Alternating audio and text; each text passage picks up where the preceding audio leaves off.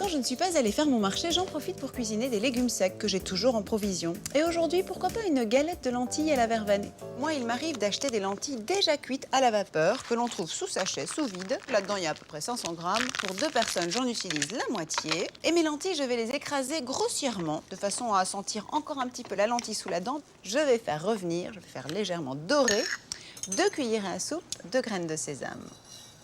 Pendant ce temps-là, je vais émincer mes 2 petites cébettes. Ce sont des oignons frais à la saveur très fine. Maintenant, je vais rajouter mon huile et moi j'utilise pour cette recette de l'huile de colza. Pourquoi? D'abord parce qu'elle n'est pas très chère, qu'elle a une saveur assez neutre et surtout parce qu'elle est très bonne pour la santé. C'est celle qui est la moins riche en acides gras saturés.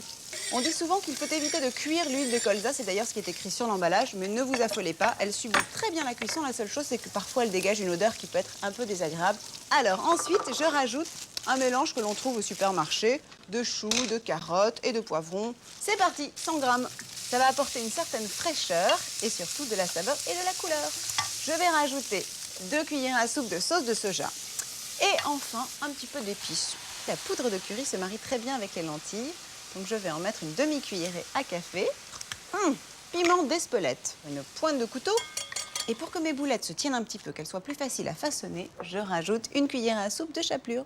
Et dès que c'est bien mélangé, l'ingrédient qui fait toute la différence, la branche de verveine fraîche.